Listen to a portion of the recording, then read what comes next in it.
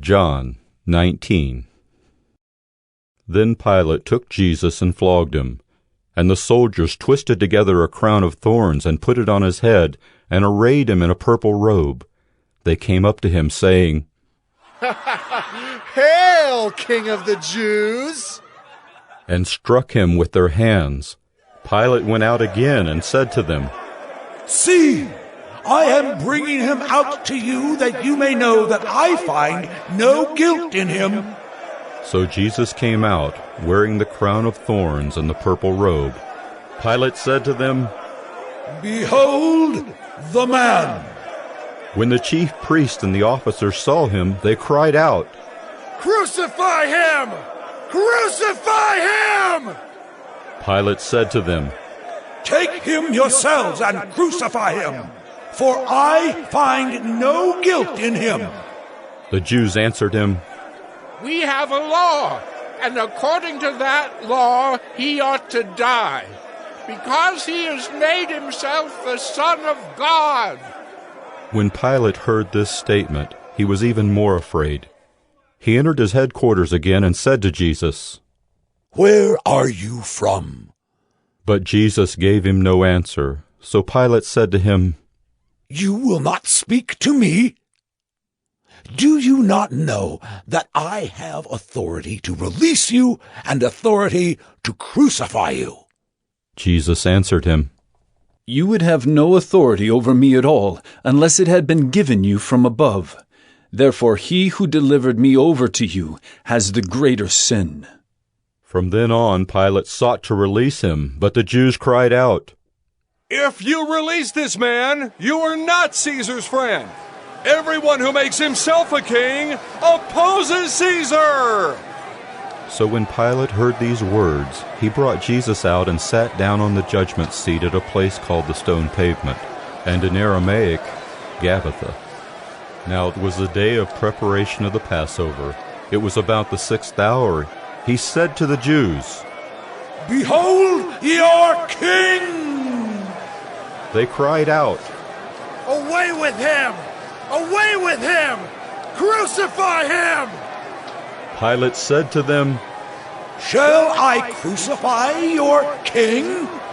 The chief priests answered, "We have no king but Caesar."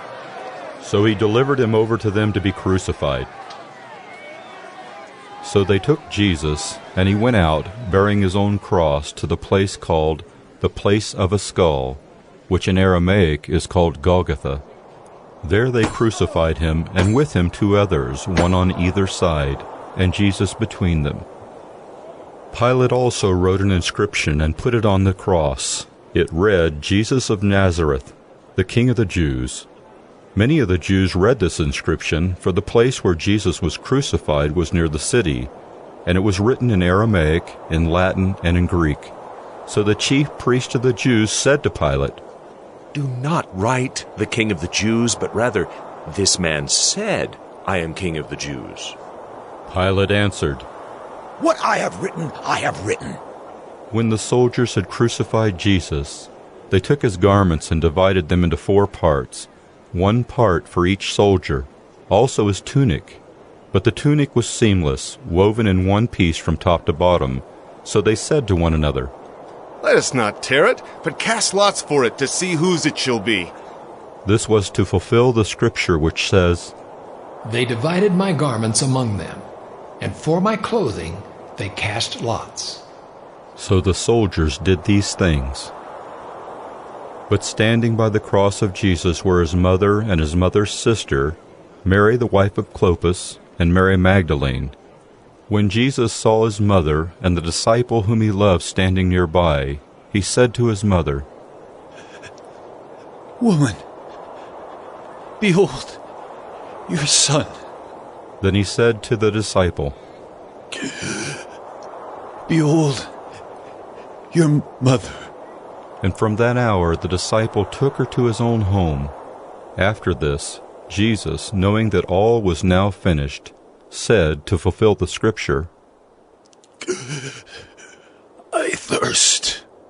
A jar full of sour wine stood there. So they put a sponge full of the sour wine on a hyssop branch and held it to his mouth. When Jesus had received the sour wine, he said, "It is finished." And he bowed his head and gave up his spirit. Since it was a day of preparation, and so that the bodies would not remain on the cross on the Sabbath, for that Sabbath was a high day, the Jews asked Pilate that their legs might be broken and that they might be taken away. So the soldiers came and broke the legs of the first and of the other who had been crucified with him.